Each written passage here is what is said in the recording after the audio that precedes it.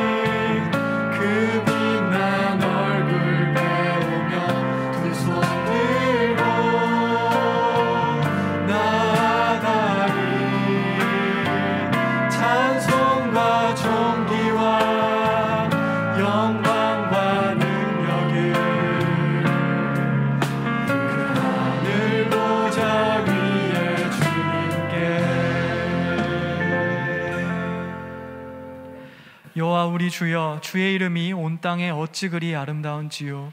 주의 영광이 하늘을 덮었나이다.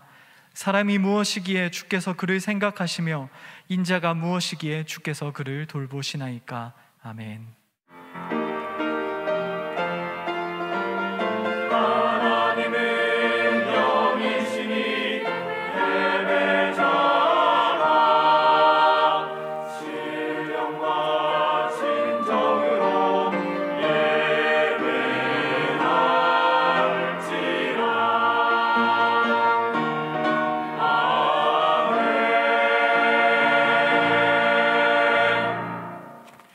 우리의 주인 되신 하나님, 이 거룩한 주일 우리를 이 예배 자리에 불러주심에 감사합니다. 이 시간 우리로 주님께 경배하게 하시고 우리가 주님의 보혈 안에서 주님을 누리게 하옵소서. 우리 주 예수 그리스도의 이름으로 기원합니다. 아멘. 나는 전능하신 아버지 하나님, 천지의 창조주를 믿습니다. 나는 그의 유일하신 아들 우리 주 예수 그리스도를 믿습니다. 그는 성령으로 잉태되어 동정녀 마리아에게서 나시고 본디오 빌라도에게 고난을 받아 십자가에 못 박혀 죽으시고 장사된 지 사흘 만에 죽은 자 가운데서 다시 살아나셨으며 하늘에 오르시어 전능하신 아버지 하나님 우편에 앉아 계시다가 거기로부터 살아있는 자와 죽은 자를 심판하러 오십니다. 나는 성령을 믿으며 거룩한 공교회와 성도의 교제와 죄를 용서받는 것과 몸의 부활과 영생을 믿습니다. 아멘. 이 시간 함께 박수 치시면서 희망의 노래 함께 찬양 드리도록 하겠습니다.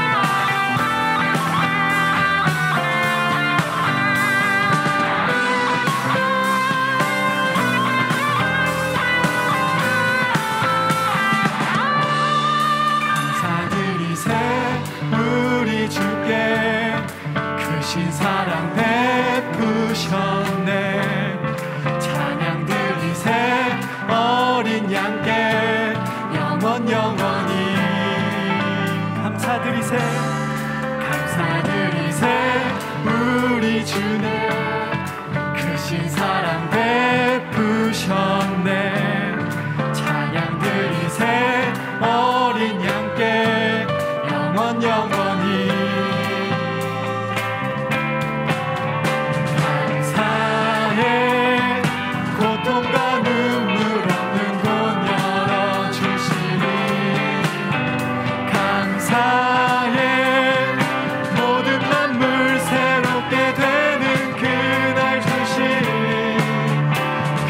그날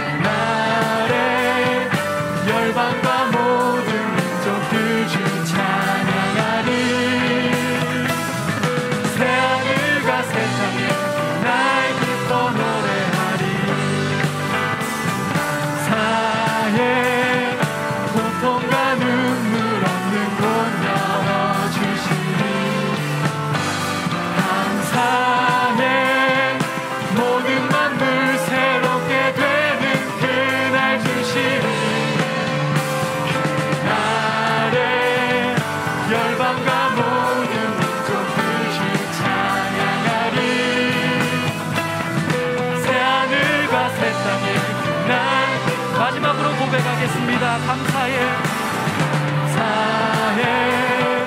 고통과 눈물 없는 곳 열어주시니 감사해. 모든 만물 새롭게 되는 그날 주시니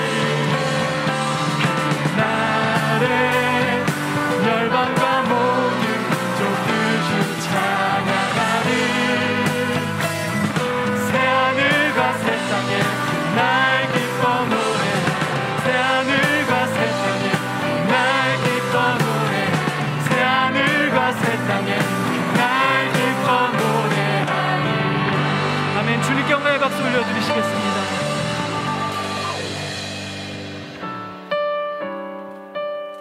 이 시간 가사를 묵상하시며 말씀하시며 함께 찬양 드리겠습니다.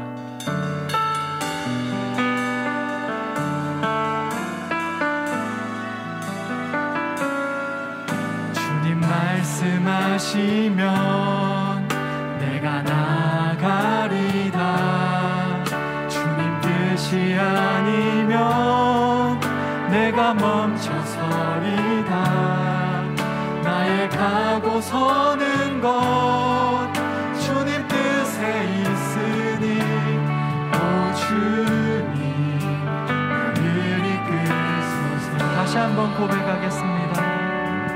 주님 말씀하시면 내가 나가리다.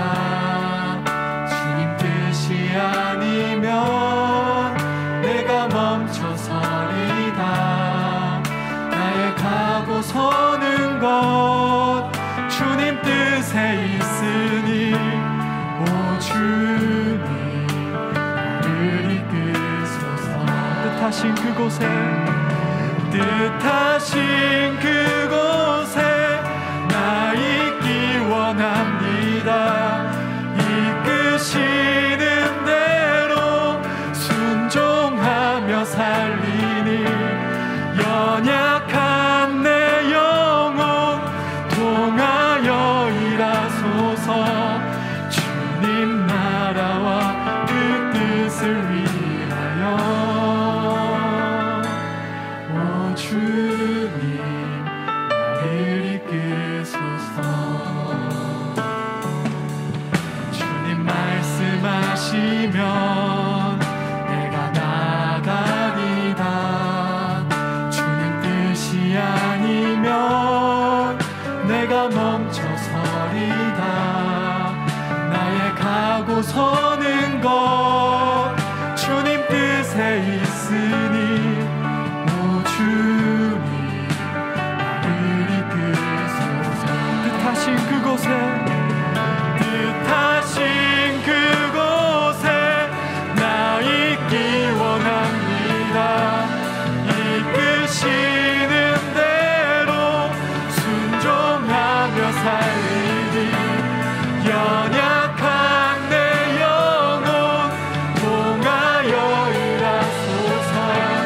주님 나라와 그 뜻을 위하여 뜻하신 그곳에 뜻하신 그곳에 나 있기 원합니다. 이끄시는 대로 순종하며 살리니 연약한 내 영혼 통하여 일하소서.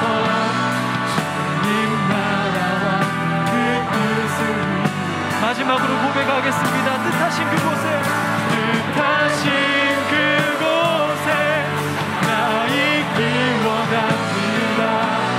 이끄시는 대로 순종하며 살리니 연약한 내 영혼 통하여 일하소서. 주님 나라와 그 뜻을 위하여 오 주님 나를 이끄소서.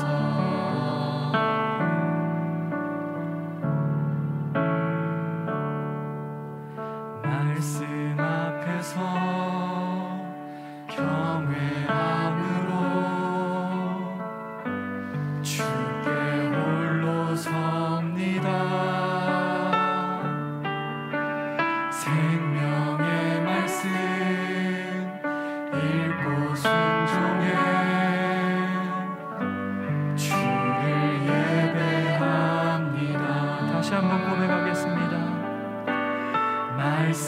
앞에서 경외함으로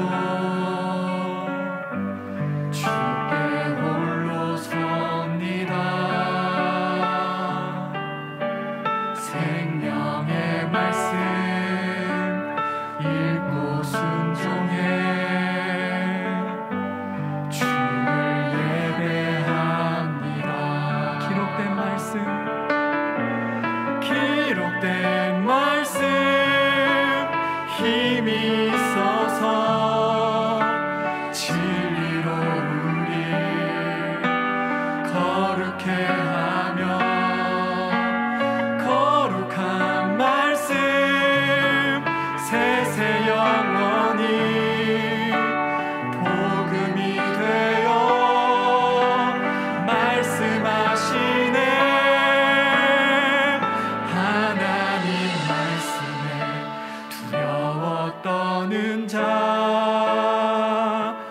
그 말씀에 생명을 거는 자 한 사람 찾으시는 주님의 약속을 믿어 하나님 말씀에 운명을 거는 자 순종하며 주 따라가는 자 영원한 하나님 나라 이뤄갈 주의 교회여 일어나라.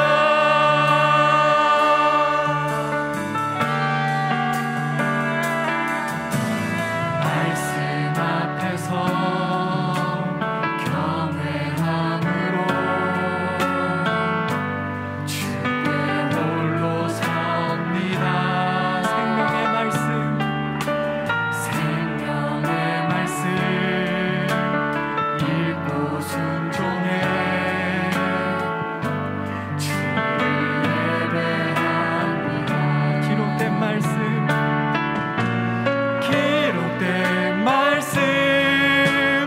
힘이 있어서 진리로 우리 거룩해 하며 거룩한 말씀 세세 영원히 복음이 되어 말씀하시네. 하나님 말씀 두려워 떠는 자,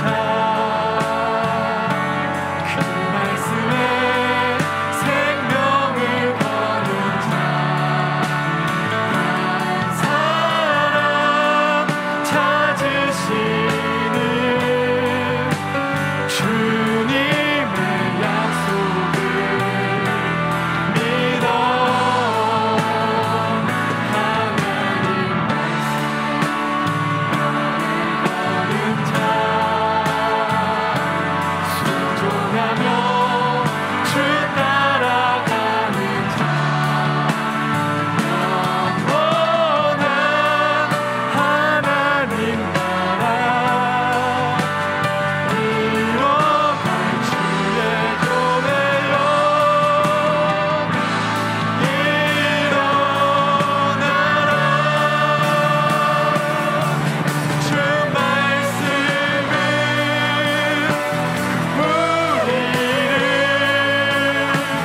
구원에 이르는 지혜인 목숨과 내 뜻 다해 그 말씀에 복종하라. 하나님 말씀에 두려워 떠는 자, 그 말씀에 생명을 거는 자 한 사람 찾으시는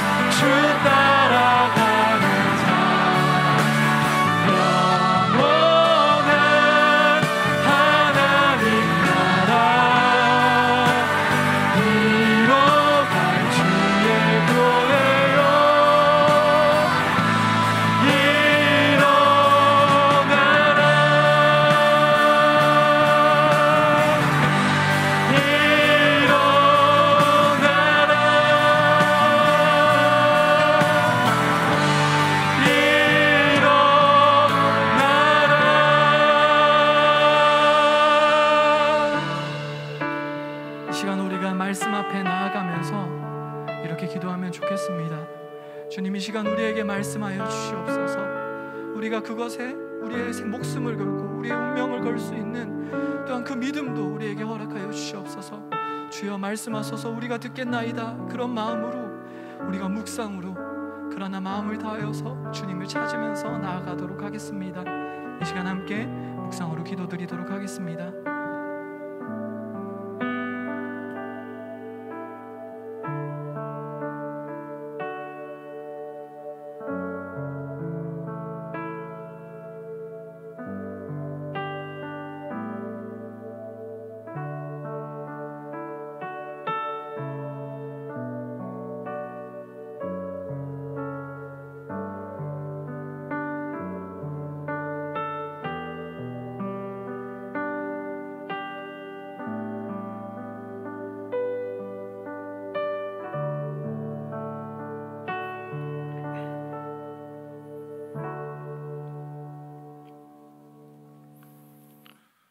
늘 어느 때와 같이 우리의 어둠을 밝히시고 길 잃은 가운데 함께 해주시는 하나님 아버지, 오늘도 우리가 주님 앞에 나와 주님께 예배를 드릴 수 있게 해주심에 감사합니다. 우리는 하나님의 아들이신 예수님의 대속적인 죽음을 통해 살아가고 있지만 세상과 타협하며 주님의 것을 찾기보다는 당장 눈앞에 보이는 것만 쫓아가지 않았나 되돌아봅니다. 이렇게 주님의 인도하심 속에서 벗어나려고 하는 저희를 불쌍히 여기시어 우리를 용서하여 주옵소서. 나의 길은 오직 주가 하시나니 우리를 빛으로 이끌어 주님의 뜻을 따라 살아가는 우리가 되게 하옵소서. 삶 속에서 지치고 몸과 마음이 힘들다는 이유로 예배를 소홀히 하며 주님 말씀을 점점 멀리하여 교회를 떠나간 이들을 주님께서 찾아가 그들을 만나고 다시 주님의 말씀에 응답하며 살아가고 나아갈 수 있도록 주님께서 이끌어 주옵소서. 주님의 대표자를 선출하는 대통령 선거가 얼마 남지 않은 가운데 있습니다. 그들 가운데 누가 될지 오직 주님만이 아시나니 하나님의 나라를 만들고 하나님을 두려워하는 그러한 사람을 세워주소서. 삶의 가운데 지쳐있는 서로를 위로하기 위해 청년 일부는 캠퍼스 신방을, 청년 2, 3부는 주님을 더욱 알기 원하고 뜨거운 찬양과 기도를 하기 위해 수련회를 각자의 자리에서 준비를 하고 있습니다. 날이 갈수록 확진자의 수가 치솟고 있는 가운데 주님이 함께 하시어 코로나라는 감염병으로부터 지켜주시고 안전한 가운데 주님께서 함께하여 주옵소서. 오늘 예배 가운데 말씀을 전하시는 남기훈 목사님에게 힘을 더하여 주사 목사님의 입술을 통해 전해지는 말씀을 가슴속에 새겨 삶의 자리로 나아가 그리스도의 향기를 품으며 주님의 뜻을 전파할 수 있도록 하여 주옵소서. 주님을 찬양하기 위해 세워진 이리스 찬양팀과 할렐루야 찬양대의 찬양이 오로지 주님만을 찬양하며 우리의 고백이 되도록 간절히 구하며 이 모든 말씀 우리를 구원하신 예수님의 이름으로 기도드리며 이제 다 함께 주님께서 가르쳐 주신 기도로 기도합니다. 하늘에 계신 우리 아버지, 아버지의 이름을 거룩하게 하시며 아버지의 나라가 오게 하시며 아버지의 뜻이 하늘에서와 같이 땅에서도 이루어지게 하옵소서. 오늘 우리에게 일용 양식을 주시고 우리가 우리에게 잘못한 사람을 용서하여 준 것 같이 우리 죄를 용서하여 주시고 우리를 시험에 빠지지 않게 하시고 악에서 구하소서. 나라와 권능과 영광이 영원히 아버지의 것입니다. 아멘.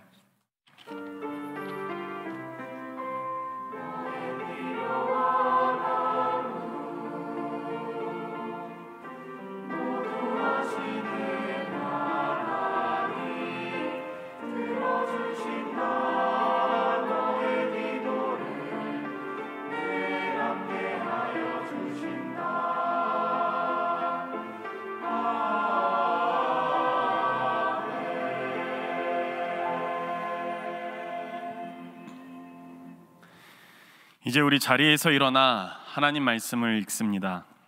오늘 우리에게 주신 하나님의 말씀은 신약 누가복음 4장 1절로 13절 말씀입니다.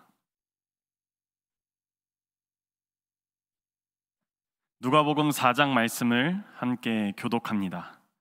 예수께서 성령의 충만함을 입어 요단강에서 돌아오사 광야에서 40일 동안 성령에게 이끌리시며 이 모든 날에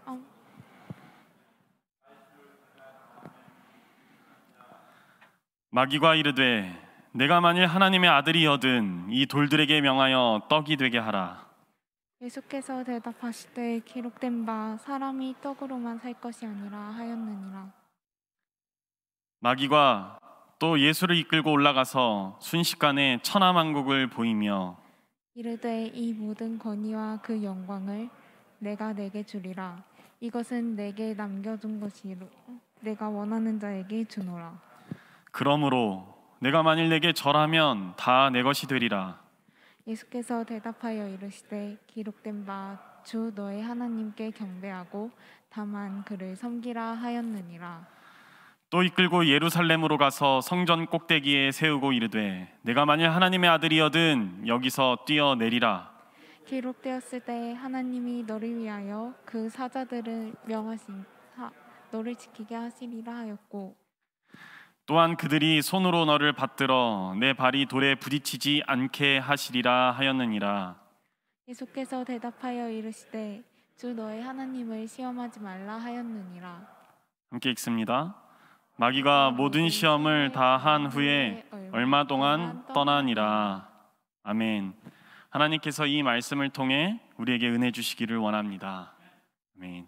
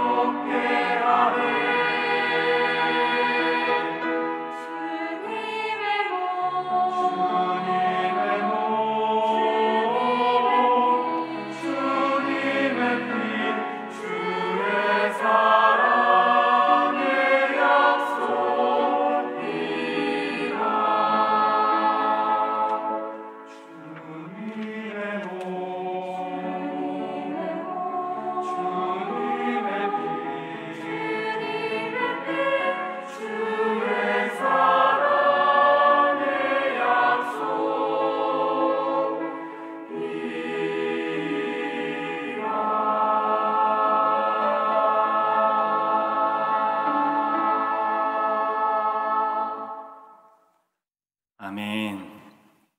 감사합니다. 그리스도 예수 안에서 거룩하여지고 성도의 부르심을 받은 여러분에게 주님의 이름 안에서 문안드립니다. 성령께서 오늘 우리를 강권적으로 이끌어 주시기를 바랍니다.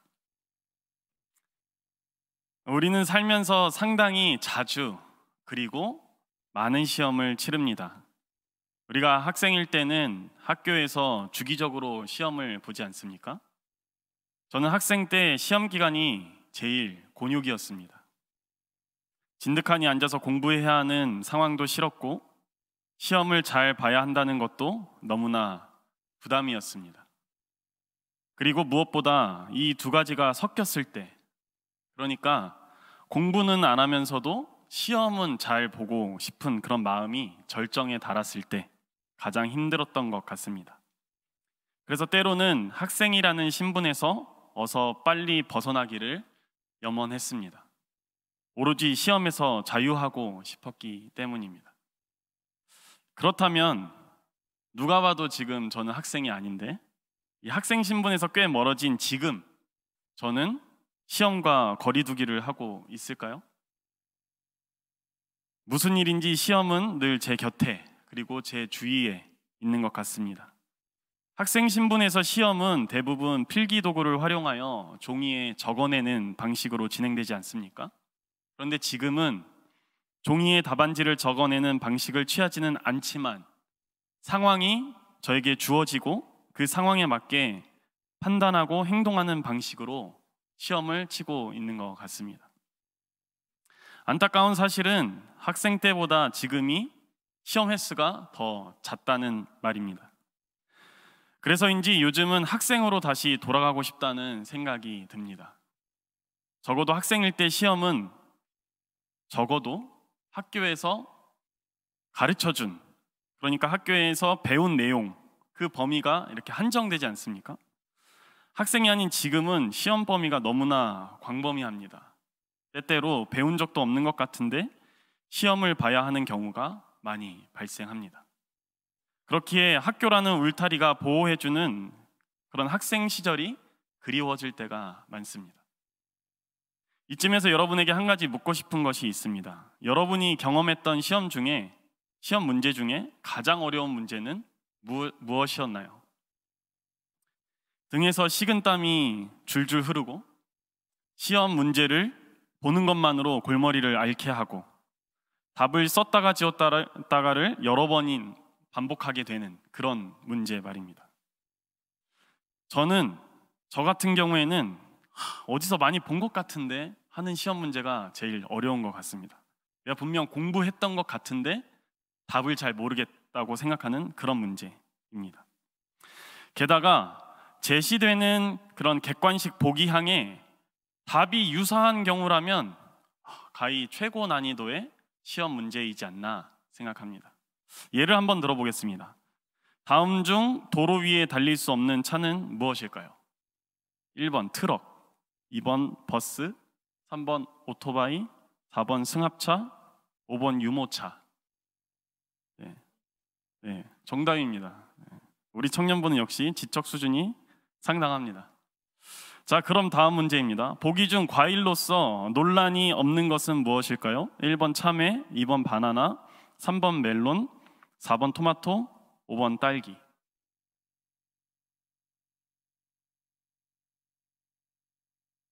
식은땀이 좀 흐릅니까? 정답은 2번 바나나입니다. 바나나 외에는 채소로 분류되거나 채소로 분류되기도 하고 과일로 분류되기도 하는 어느 정도의 논란이 있는 그런 종류입니다. 어떠십니까? 확실히 첫 번째 질문보다 두 번째 질문이 더 난이도가 높지 않습니까?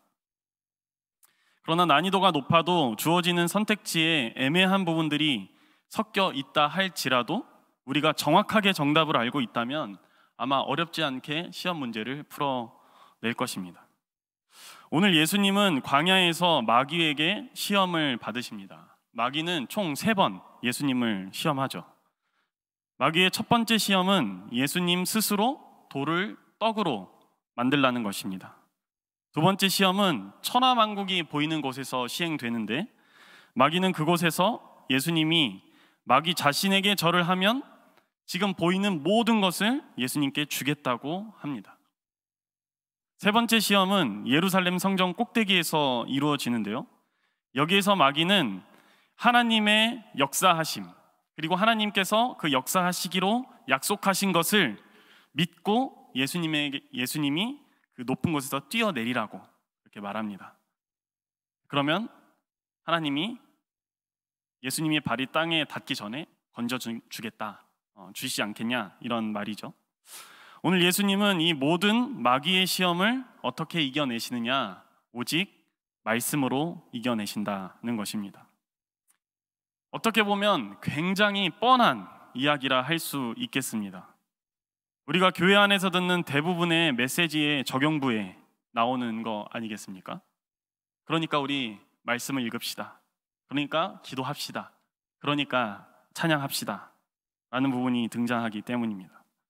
그러나 오늘 말씀을 자세히 살펴보면 예수님께서 말씀으로 시험을 통과하셨다는 사실이 분명 우리에게 은혜로 다가오게 될 것임이 분명합니다. 먼저 우리가 살펴야 할 부분은 예수님이 무엇에 관해 시험을 당하는가입니다. 오늘 예수님께서 마귀에게 당하는 시험은 일종의 자격 시험이라고 할 수 있겠습니다. 그 이유는 오늘 장면보다 앞선 본문에서 찾아야 하는데요. 앞선 본문을 성경 있으신 분들 한번 보시면 좋겠습니다. 누가복음 3장 21절에서 21절로 거슬러 올라가 보면 예수께서 세례 받으시는 장면이 나타납니다. 예수께서 세례를 받으실 때 하늘이 열렸고 그리고 성령이 강림하시며 하늘로부터 예수님을 향하여 너는 내 사랑하는 아들이라 라는 음성이 들려옵니다. 그리고 뒤따르는 3장 23절에서 38절에는 예수님의 족보가 등장하는데 이 족보가 참 신기합니다. 왜냐하면 보통 족보는 일대손부터 시작해서 아래로 내려가지 않습니까? 저는 의령남시 충무공파 38대손인데 제가 38번째로 이렇게 내려오지 않겠습니까? 1대손부터. 근데 오늘 이 기록되어 있는 방식을 보면 후손으로부터 선조로 올라가는 방식으로 기록되어 있습니다. 위에서부터 아래라고 간주할 수 있는 부분은 딱 하나밖에 없는데 그것은 23절에 요셉의 아들이다 라는 표현밖에는 없습니다. 이외에는 요셉으로부터 시작하여 계속해서 위로 올라갑니다. 마치 근원을 찾아가는 것처럼 말이죠. 그래서 38절에 가면 예수님의 최종적인 근원이 밝혀지는데 바로 하나님입니다. 두 본문을 통해서 우리가 알 수 있는 것이 무엇일까요? 예수님은 하나님의 아들이라는 사실입니다. 세례와 족보를 통해 예수님이 영적으로나 육적으로나 하나님의 아들이라는 것을 드러내고 있다라는 말입니다. 이 두 본문에서 우리가 분명하게 주목해야 될 부분은 예수님이 하나님의 아들로 판명되는 데 있어서 예수께서 주도적으로 능동적으로 하신 것은 아무것도 없다는 것입니다. 바꿔 말해서 예수께서 하나님의 아들이 되신 것은 하늘에서부터의 선언, 이 선언으로 이루어지고 있다는 말입니다. 이 본문을 가운데서 하나님의 아들이 되시기 위해서 예수께서 하신 일은 단 하나도 없습니다. 오직 성령의 임재로 하늘의 선언으로 예수님은 하나님의 아들이심이 이 세상에 나타난다라는 것입니다. 그렇게 하고 바로 오늘 본문이 시작합니다. 따라서 오늘 이 시험은 예수님께 하나님의 아들로서의 자격이 있는지를 묻는 자리라 볼 수 있습니다. 그러니까 마귀는 예수님이 과연 하나님의 아들이 맞는지를 시험하는 것이고 하나님의 아들이라 할지라도 그 하나님의 아들의 그 자격을 박탈시키려는 게 이 마귀의 목적, 시험의 목적이다라는 것입니다. 기독교 변증가이자 20세기 영국 문학의 대표 작가로 뽑히는 C.S. 루이스가 있습니다. C.S. 루이스가 쓴 책 중에 스크루테이프의 편지라는 책이 있는데요. 이 책은 선배 악마인 스크루테이프가 후배 악마이자 조카인 워머드에게 이 사람을 다루는 요령을 알려주는 31통의 편지입니다. 그러니까 악마의 편지인데 악마가 사람을 넘어뜨리는 31통의 편지라고 할 수 있겠습니다. 흥미로운 점은 마치 이 지혜를 알려주는 성경의 31장으로 구성된 잠언과 대립하는 그런 느낌이 든다는 것입니다. 이 책은 저자 C.S. 루이스가 독자들에게 하고 싶은 말들을 반어법으로 활용해서 전달하고 있다고 할 수 있는데요. 스크루테이프가 워머드에게 그리스도인을 공략하는 방법을 알려주는 것이 이 책의 내용이고 구성 방식인데, 정확히 이 전략을 반대로 적용하면 그리스도인들이 무엇으로 유혹을 받는지, 그리고 그리스도인들이 어떻게 악마로부터 승리할 수 있는지가 된다는 것입니다. 바로 이것을 C.S. 루이스가 독자들에게 알려주려고 하는 것이겠죠. 악마가 사람을 다루는 요령인 31통의 편지 중에 제가 흥미로웠던 편지는 14번째 편지였습니다. 편지 제목은 겸손이라는 미덕 자체에 사람의 관심을 고정시키라 입니다. 일종의 잘못된 겸손을 사람에게 심으라는 말인데요. 악마로서 사람이 하나님께 나아가지 못하게 하는 방법 중에 하나는 스스로 겸손해졌다고 생각하게 만드는 것입니다. 겸손이라 하면 우리가 좋은 덕목이라고 생각하고 그리스도인들이라면 무조건 겸손해야 된다라고 우리가 생각하지 않습니까? 그런데 그 겸손함에 있어서 누가 주체가 되는가? 오늘 스크루테이프는 조카인 워머드에게 사람들로 하여금 자신이 스스로 겸손해졌다고 생각하게 만들라라고 이야기를 한다는 것입니다. 이렇게 하나님이 없는 겸손, 이러한 겸손은 인간이 겸손한다는 그런 생각에서 교만의 늪으로 빠지게 됩니다. 하나님이 없는 이 겸손은 결국 자신을 경멸로 빠지게 하고, 이러한 경멸이 악마가 승리할 수 있게 하는 승리의 요인이 된다는 것입니다. 오늘 본문에서도 마귀가 예수님을 하나님의 아들의 자격에서 박탈시키기 위해 공략하는 주된 부분이 바로 이겁니다. 바로 예수님에게서 하나님의 요소를 없애는 것, 그것입니다. 마귀는 오늘 예수님으로 하여금 하나님 없이 행하게 하거나 하나님이 삶의 근원이 아님을 인정하게 만들려고 부단히 애쓰고 있습니다. 어떻게 그렇게 하는지 지금부터 마귀의 3가지 시험을 하나하나 살펴보겠습니다. 첫 번째 시험은 예수님이 직접 돌에게 명하여 떡이 되게 하라는 것입니다. 오늘 성경 2절에서는 첫 번째 시험을 당할 때 예수님의 상태를 우리에게 일러줍니다. 예수님은 광야에 있는 40일 동안에 아무것도 드시지 않았으며 줄이신 상태임을 우리에게 묘사해 줍니다. 그러니 마귀의 시험은 초반부터 굉장히 강력하다는 것을 알 수 있습니다. 그런데 무엇보다 이 시험이 강력한 이유는 예수님께 돌을 떡으로 바꿀 수 있는 능력이 있다는 것입니다. 하나님의 아들이신 예수님께 돌을 떡으로 바꾸는 것은 사실 일도 아닙니다. 창조주이신 하나님은 무에서 유를 창조하신 엄청난 놀라운 그런 역사를 하시지 않으셨습니까? 그러니 그분의 아들이신 예수님은 돌을 떡으로 바꾸는 것은 식은 죽 먹기라고 할 수 있다는 것이죠. 그러나 예수님은 자신의 그러한 엄청난 능력을 바로 이곳에서 사용하지 않으십니다. 예수님은 자신의 필요를 위해, 그리고 자신의 목적을 이루기 위해, 그리고 자신의 방식대로 자신의 그 능력을 사용하지 않는다라는 것입니다. 그리고 말씀하십니다. 사람이 떡으로만 살 것이 아니라 하였다.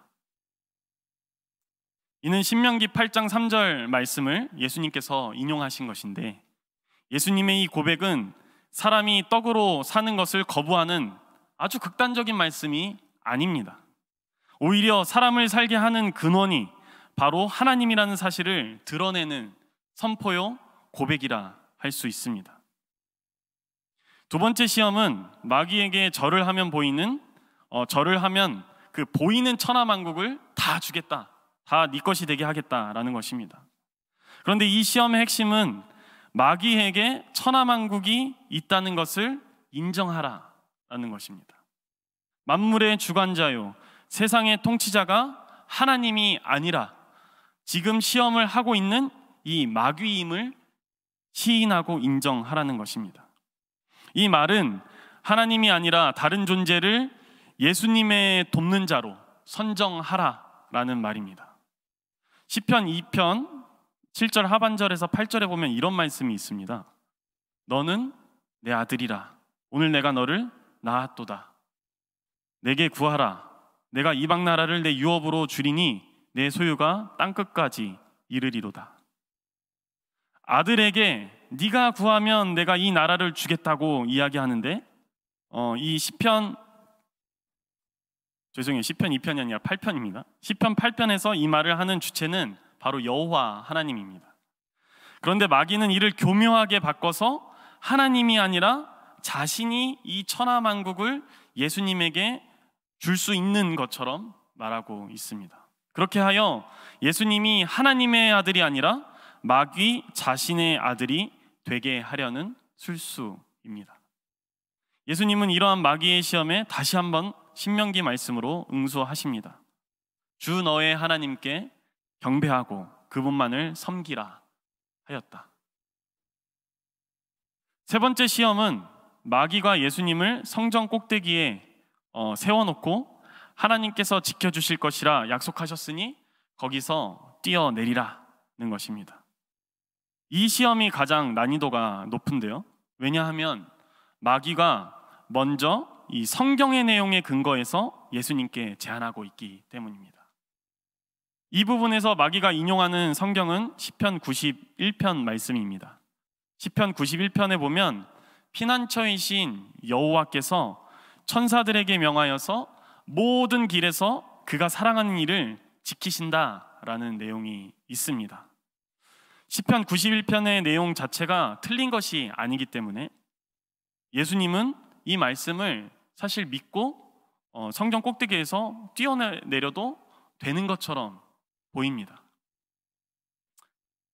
그런데 이 시험의 목적은 무엇이냐? 하나님을 자신의 뜻대로 움직이는, 하나님을 내 마음대로 이쪽에서 저쪽으로, 저쪽에서 이쪽으로 내 마음대로 움직이려고 하는 그런 마음을 갖게 하는 데 목적이 있습니다. 하나님께서 약속하셨으니 어떤 상황 속에서도 하나님은 그 약속을 지켜야 된다라는 것인데, 이는 하나님의 성품인 신실하심을 자극하여서 자기가 원하는 대로 하나님을 움직이려고 하는 그런 시도라 할 수 있겠습니다. 그러나 마귀가 놓치고 있는 것은 시편 91편에서 여호와께서 사랑하는 자가 환난 당할 때에 그들과 함께하여 그를 건지고 영화롭게 한다는 그 부분입니다. 그러니까 지금 예수님께서 성전 꼭대기에서 떨어지는 것은 환난 당할 때가 되는 것이고, 그렇기 때문에 하나님은 분명히 떨어진 너를 구할 것이다 라고 마귀가 예수님께 말하고 있는 것이겠죠. 근데 오늘 마귀는 이 환난 당할 때라는 것을 잘못 해석하고 있다라고 볼 수 있습니다. 하나님은 환난 당하기 전에 있는 그 사람만 하나님께서 구해 주실 것처럼 이야기하고 있다는 것입니다. 그게 틀린 것은 아니지만, 하나님이 분명히 그렇게 하실 수 있는 분이 맞지만, 그러나 하나님은 환난에 처한 자를, 환난 중에 있는 자를 구하시기도 하는 분이시다라는 것입니다. 무조건 환난을 당하기 직전에만 구하시는 분이 아니라 이미 환난을 당했어도, 이미 그 환난의 끝에서 죽음에 이르렀어도 하나님은 그 상태를 다시 그 상태에서 생명을 더하셔서 구원하시게 하실 수 있는 그런 능력이 있는 하나님이다라는 것을 마귀는 놓치고 있다입니다. 이를 잘 알고 있던 예수님은 마지막으로 하나님의 말씀을 가지고 이렇게 답하십니다. 주 너의 하나님을 시험하지 말라. 모든 시험이 통하지 않자 마귀는 다음을 기약하려 하는지 예수님을 떠나갑니다. 그렇게 마귀는 오늘 보기 좋게 예수님께 패배하지요. 사실 마귀에게 있어서 오늘 이 시험은 승리할 확률이 굉장히 높은 게임이었을 수 있습니다. 왜냐하면 한참 전에도 분명히 마귀는 이긴 적이 있기 때문입니다. 오늘 예수님은 광야에서 40일 동안 시험을 당하셨다라고 성경은 우리에게 말하고 있습니다. 시험을 진행한 존재는 마귀였지만 본문 1절에 볼 것 같으면 시험의 주관자, 시험을 인도한 이는 성령임을 알 수 있습니다. 이와 비슷하게 구약에서 이스라엘 백성들은 광야에서 40년 동안 하나님의 시험을 받았습니다. 또 예수께서 하나님의 선언으로 하나님의 아들이라 일컬음을 받았던 것처럼 이스라엘도 하나님의 주권적 선택과 선언으로 하나님의 백성이 되었습니다. 신명기 6장에 보면 이스라엘은 사람이 빵으로만 살 것이 아님을 하나님께 배웠으며 하나님 외에 어떤 우상도 따르지 말아야 할 것을 교육받았고 하나님을 시험하지 말아야 한다는 그런 명령을 받았습니다. 그런데 우리가 구약 성경에서 아주 자주 발견할 수 있듯이 이스라엘은 빈번하게 이 시험에 통과하지 못했습니다. 이스라엘은 모든 시험 속에서 하나님의 주권을 인정하는 데 실패했습니다. 이스라엘 백성이 잘 살 때는 잘 살아서 하나님의 주권을 인정하지 않았고 이스라엘이 못 살 때는 못 살아서 하나님의 주권을 인정하지 않았습니다. 이스라엘은 항상 자신의 상황과 안위가 하나님의 주권보다 앞섰으며 하나님 앞에서 스스로 있는 자처럼 행동하기 일쑤였습니다. 구약 성경에서 이스라엘 백성들이 실패하는 이유에 대해 문자적으로 마귀의 간섭이라 언급하고 있지는 않습니다. 하지만 이는 스크루테이프의 편지에서 볼 수 있는 이 사람을 넘어뜨리는 악마의 계교이며 오늘 본문에서도 볼 수 있는 이 마귀의 교묘한 수법이라 할 수 있습니다. 자기 자신을 스스로 있는 자처럼 생각하게 만드는 것입니다. 그러니 이스라엘 백성들을 넘어뜨렸던 마귀는 오늘 예수님도 넘어뜨릴 수 있을 것이라 생각하고 예수님에게 시험을 건 거겠죠. 그러나 예수님은 이스라엘 백성과 같은 연속성상에 있으면서도 또 연속적으로 있지 않으십니다. 성령의 충만함으로 하나님의 아들이라 칭함을 받은 이 예수님은 말씀의 능력을 발현시키십니다. 설교 초반부에서도 말씀드렸듯이 오늘 마귀의 이 시험은 예수께 하나님의 아들로서의 면모가 있는지를 증명하는 그런 자리입니다. 또 이 시험은 이후에 있을 수많은 공적 사역 가운데 예수님 자신이 어떠한 삶과 사역을 하실지를 미리 보이는 그런 역할도 합니다. 자, 우리가 마귀의 시험을 이겨내는 예수님을 통해 우리가 본 게 무엇입니까? 앞으로 예수님의 삶은 모든 순간 속에서 예수님의 자력이 아니라 스스로의 힘이 아니라 하나님의 주권, 곧 하나님의 말씀을 발현하는 시간이 될 것이라는 사실입니다. 우리가 오늘 본 예수님은 하나님의 말씀을 발현함으로 하나님의 주권을 이 세상 가운데 드러내셨습니다. 이는 단순히 성경적 지식을 머리에 많이 쌓고 입술에 하나님의 말씀을 많이 담는 것을 의미하지 않습니다. 하나님을 아는 그 지식이 삶에서 나타나도록 하는 삶, 그것이 오늘 장면을 통해 우리가 앞으로도 기대할 수 있는 예수님의 삶입니다. 여러분, 우리도 하나님의 사랑으로 하나님의 자녀가 되는 권세를 얻었습니다. 우리에게는 아무 공로가 없고 우리에게는 아무 자격이 없지만 오직 예수 그리스도의 은혜로 우리가 하나님의 아들이요 딸이라 칭함을 받았습니다. 자, 그렇다면 여러분은 어떻게 사실 생각이십니까? 오늘 성경은 하나님의 백성이나 선택받았으나 실패한 이스라엘 백성들과 또 하나님의 아들이라 칭함받고 승리한 예수님의 모습을 같이 보여주고 있습니다. 그리고 우리로 선택하라고 합니다. 여러분은 누구를 선택하겠습니까? 여러분은 어떤 부류를 선택하고 그 선택한 부류를 따라가겠습니까? 자력으로 살아가려는 이스라엘 백성입니까?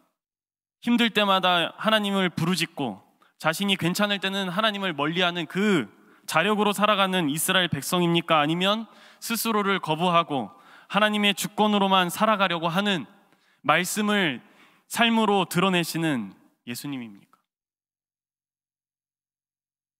오늘 우리는 사순절 첫 주일을 맞이했습니다.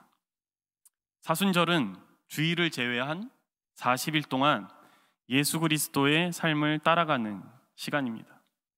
여러분도 아시다시피 사순절의 시작은 애쉬 웬즈데이, 발음이 좀 별로였는데 재수요일입니다. 우리는 하나님 앞에서 아무것도 아님을 고백함과 동시에 우리의 모든 것 되시는 예수님을 따라가기로 작정하고 실제로 따라가는 그런 시간이 바로 사순절입니다. 예수님을 주님이라 부른다고 해서 우리가 예수님의 제자가 된다고 생각하지 마십시오. 오해이고 착각입니다. 성경적 지식이 우리의 머릿속에 가득하다고 해서 예수님의 제자라고 할 수가 없습니다. 지식이 많은데 왜 우리는 그렇게 말하고 왜 우리는 그렇게 하나님 없는 삶으로 행동하고 다니냐는 것입니다. 예수님을 지식으로 아는 삶이 아니라 예수께서 우리의 삶의 주인이심을 입으로 시인하며 마음으로 믿는 삶이 진정한 예수님의 제자된 삶입니다. 우리가 이 40일만큼은 하나님 앞에서 나를 주장하기보다 성령 하나님의 인도만을 간구하며 겸허히 따라가는 시간이 되었으면 좋겠습니다. 여러분, 말씀을 머리에 가두지 마십시오. 삶으로 나타내어 마침내 이 세상에 하나님의 나라가 드러나는 일들이 우리의 삶을 통해 일어나게 되기를 간절히 소망합니다. 모든 지각에 뛰어난 하나님의 평강이 그리스도 예수 안에서 우리의 마음과 생각을 지키실 것입니다. 아멘. 우리 이 시간 말씀을 기억하며 함께 고백했으면 좋겠습니다. 주님, 우리가 주님보다 앞서가지 않겠습니다. 주님께서 비추시는 길로 우리가 따라가겠습니다 하는 고백을 함께 드렸으면 좋겠습니다.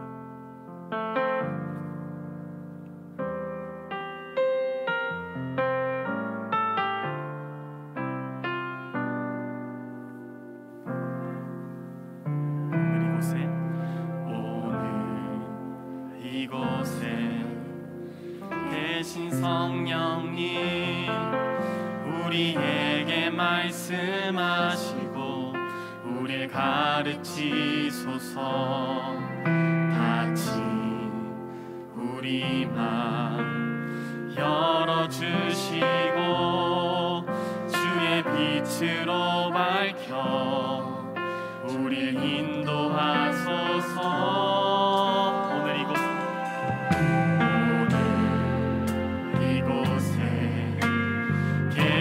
성령님, 우리에게 말씀하시고 우리를 가르치소서. 닫힌 우리 맘 열어주시고 주의 빛으로 밝혀 우리를 인도하소서.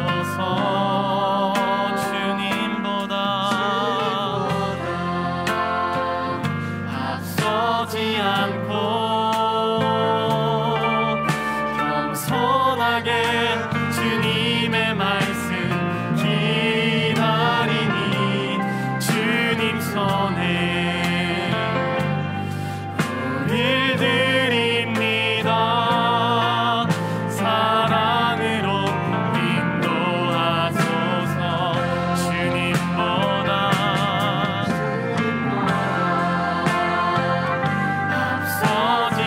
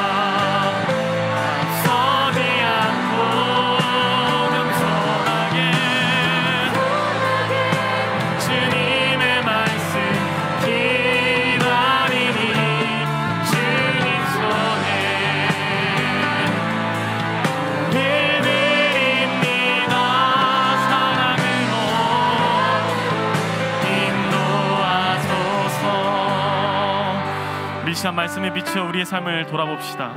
우리는 하나님의 말씀으로 삶을 살고 있습니까? 하나님의 말씀을 사모하는 삶을 살고 있습니까? 혹시 하나님의 말씀을 따른다고 하면서도 머릿속에 지식으로만 쌓아둔 것은 아닙니까? 그래서 우리의 말에서 행동에서 전혀 하나님이 드러나지 않는 삶을 살고 있는 것은 아닙니까? 이 시간 우리가 하나님 앞에 아무것도 아닌 존재임을 고백하며 하나님만이 우리의 삶의 주인이 되어달라고 함께 간구하면서 나가겠습니다. 기도합니다. 오 하나님, 내가 하나님 앞에서 너무나도 고맙습니다.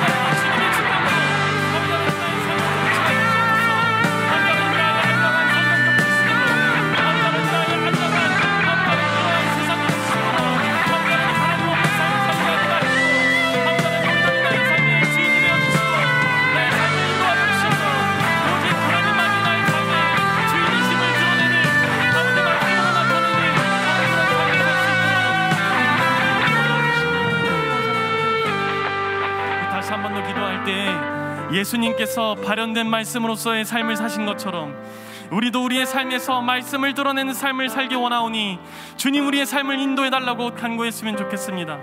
무엇보다 하나님의 말씀으로 사는 그리스도인을 통해 이 땅에 하나님의 평화의 나라가 이루어지게 해달라고 우리 함께 합심하여서 기도하겠습니다.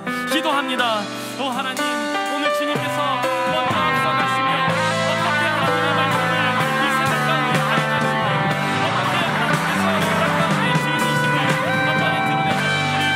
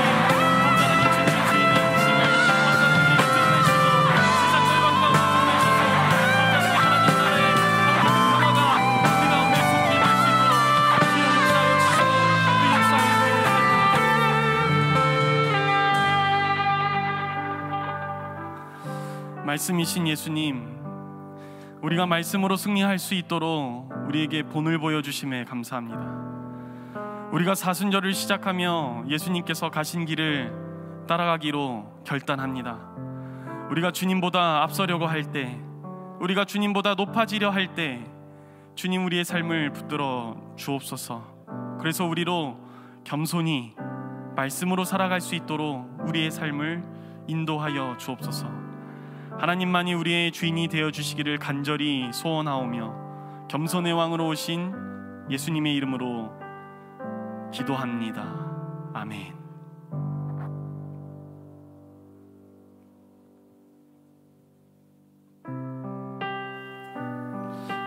우리 이 시간 우리의 마음과 정성을 주님께 드리며 함께 찬양합니다.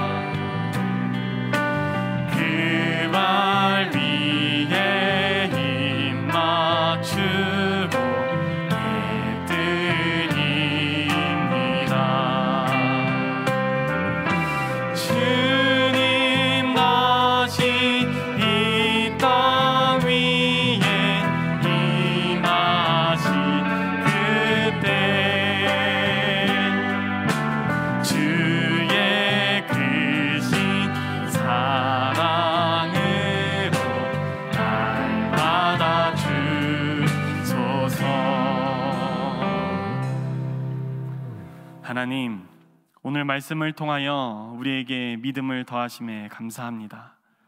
우리가 오늘 존재함이, 우리가 오늘 모든 소유할 수 있음이 주께로부터 왔음을 우리의 입으로 시인하며 우리의 마음으로 믿습니다. 이제 주의 구원의 역사를 기억하며 우리에게 주신 은혜를 주께로 돌리오니 우리 소산의 만물을 기뻐 받아 주옵소서. 주께서 기뻐하심으로 말미암아 우리에게 오는 이 한 주간 동안에 우리와 함께하는 모든 이들과 더불어 즐거운 삶을 살 수 있도록 주여 은혜를 베풀어 주옵소서. 우리를 위해 앞서가신 우리 주 예수 그리스도의 이름으로 기도합니다. 아멘. 네, 교회 소식을 알려드립니다. 오늘은 사순절 첫째 주일입니다. 사순절의 끝은 부활절입니다. 예수 그리스도께서 부활하시는 그 목적을 두시고 삶을 사시면서 제자들에게 가르치시고 또 고난도 당하시고 또 죽으셨다가 곧 부활하십니다. 우리가 이 과정을 함께 따라가는 그런 시간이 되었으면 좋겠습니다. 다음 주 3월 13일 주일은 성찬성례 주일로 지킵니다. 오후 5시에 온라인으로 성찬성례 전 예배를 드리는데요. 미리 오늘부터 해서 다음 주 토요일까지 행정실 앞에서 미리 개인용 성찬 키트를 수령하셔서 함께 우리가 주의 몸된 공동체임을 기억하는 그런 시간이 되었으면 좋겠습니다. 새로운 방역 지침에 따른 예배와 기도의 안내를 드립니다. 공예배는 기존 30%에서 70%로 늘어났습니다. 그래서 이 본당에서는 700명까지 함께 예배할 수 있고요. 그리고 종교 행사의 경우, 그러니까 우리 공동체 같은 경우에는 이제 3월 25일에 2, 3부 수련회를 한다. 그러면 299명까지 함께 참여해서 오프라인으로 진행할 수가 있습니다. 그래서 개인 방역을 평소에 철저히 하시고 함께 오프라인으로 우리가 예배할 수 있었으면 좋겠습니다. 오늘부터는 우리 교회에 처음 오신 분들을 좀 소개하고 그리고 환영하려고 하는데요. 아마 주보 보신 분들은 아시겠지만 새가족 환영합니다에 청년부가 가득 채웠습니다. 네, 엄청나죠? 여기 기록되어 있는 분들은 2022년에 우리 청년 공동체, 청년부를 찾아주신, 그렇게 해서 등록하신 분들입니다. 이름 순으로 돼 있고 그리고 등록 순입니다. 그래서 앞으로는 우리 교회가 지역 교회이지만 생각보다 많은 청년들이 우리 공동체에 오고 있습니다. 그래서 함께 환영하고 우리가 같이 기존에 있던 분들이나 새로운 분들이나 같이 한 공동체를 이뤄갔으면 좋겠습니다. 그리고 참 감사하게도 오늘 처음 우리 공동체 예배에 함께 해주신 청년이 있습니다. 정수연 자매와 조혁진 형제인데요. 처음 오셨을 때 일으켜 세우면 다음 주에 못 볼 확률이 굉장히 높습니다. 그래서 우리 이 두 형제 자매, 정수연 자매, 조혁진 형제를 위해서 함께 박수로 환영하겠습니다.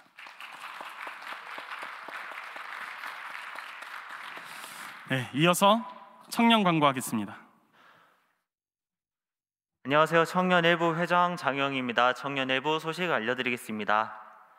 수련회 잘 마쳤습니다. 2주 전 3년 만에 대면 수련회를 진행했습니다. 이틀간의 짧은 기간 동안 저희가 어떻게 지냈는지 지금 영상으로 확인하시죠.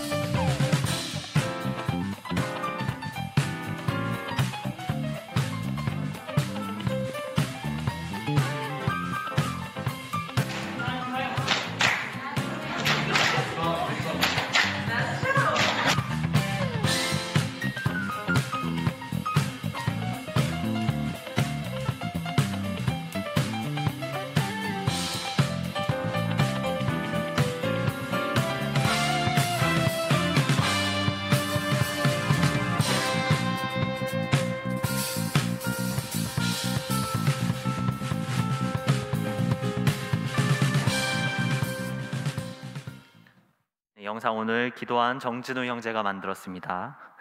청년 2, 3부 수련회도 같은 주제 리빌딩으로 진행되는데요. 청년 2, 3부 수련회 집회는 청년 일부를 포함한 모든 성도가 참여할 수 있다고 합니다. 찬양 집회에서 은혜를 받으신 분들 2, 3부 수련회에서 만나면 좋겠습니다. 새가족 여러분 환영합니다. 저희 교회에 궁금하신 점이 있다면 언제든지 새가족 팀장 변선우 자매에게 연락주세요. 인스타 DM으로 주셔도 됩니다.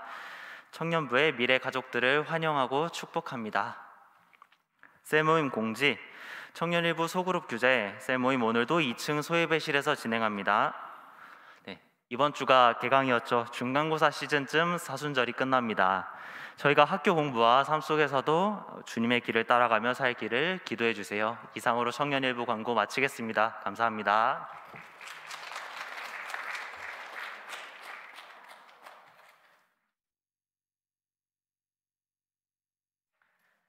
네, 안녕하세요. 청년 2, 3부 광고를 맡은 석찬홍입니다. 광고 시작하겠습니다. 청년 2, 3부 수련회가 시작됩니다. 주제는 리컬이라는 다시 부르심이란 주제이고 하나님께서 야곱을 베델로 부르셔서 제단을 쌓으라 하시고 신앙을 회복하셨던 것처럼 저희도 이 하나님께서 수련회로 다시 부르셔서 다 함께 신앙을 돌아보고 회복되는 시간을 가졌으면 좋겠습니다. 일시는 3월 25일부터 27일간 3일간 진행됩니다. 세부 일정은 보이시는 광고를 참고하셔서 참여 부탁드립니다. 청년 2, 3부 수준이를 모집합니다. 미션팀에서만 준비하는 것이 아니라 여러분들도 함께 참여하셔서 다양한 활동을 함께 기도로 준비하실 여러분들을 모집합니다. 관심 있으신 분들은 윤원준 운영지기에게 연락 주시면 감사하겠습니다. 큰 모임은 예배 후 본당에서 진행됩니다. 모두 본당에서 모임 진행해 주시면 감사하겠습니다. 셀자리 배치는 이전과 동일하게 진행됩니다. 광고를 확인하셔서 본인의 셀장이 위치한 곳에 가주시면 감사하겠습니다. 셀별 방역구역도 이전과 동일하게 진행합니다. 교회에 처음 오신 새가족분들을 환영하고 축복합니다. 새로 오신 분들께서는 본당 뒤편으로 가시면 공현석 형제가 친절하게 안내드리도록 하겠습니다. 전체 광고입니다. 온라인 미디어팀 모집합니다. 다양한 콘텐츠로 섬기는 온라인 미디어팀을 모집합니다. 모집 참 많이 하죠. 인스타팀, 유튜브팀 관심 있으신 분들께서는 레브남에게 연락 주시면 감사하겠습니다. 동아리 파티원도 절찬 모집 중입니다. 총 6개의 동아리가 진행되고 있으며 관심 있으신 분들은 적극적으로 지원해 주시면 감사하겠습니다. 청년다방 시즌2 9화가 업로드됩니다. 지난주에는 한 주 쉬어갔었는데 이번 주는 어떤 지체가 새로운 이야기를 들려줄지 오늘 예배 후 저녁 시간에 많은 관심 부탁드립니다. 청년부 인스타그램도 팔로우 부탁드립니다. 이상 광고 마치도록 하겠습니다. 감사합니다.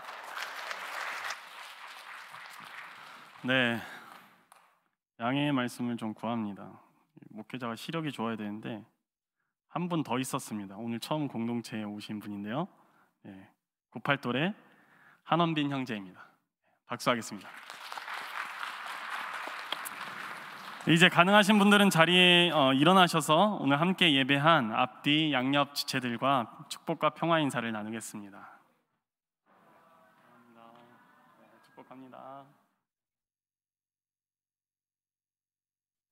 이제 서로를 향해 손을 뻗어 찬양하며 축복할까요?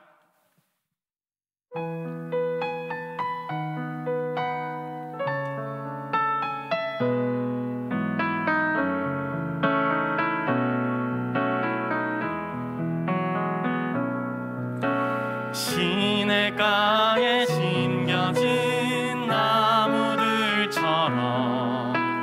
너의 삶이 주님과 늘 함께하기 기쁠 때나 슬플 때 어느 때라도 하나님 함께 하시네. 박수로 서로의 삶을 응원하며 축복합니다. 공동체 고백을 드립니다. 하나님의 아들이신 예수님은 말씀을 삶으로 드러내심으로 하나님의 주권을 이 세상에 드러내셨습니다.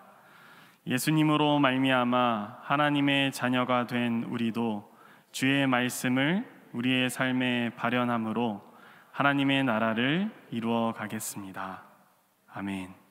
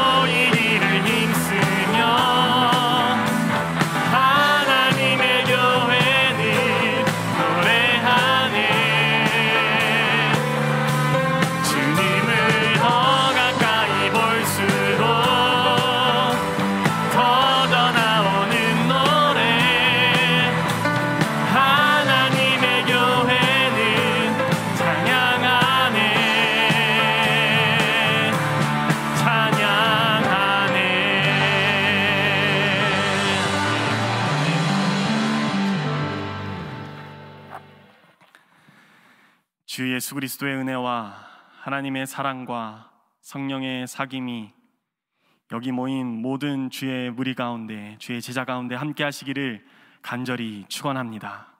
아멘.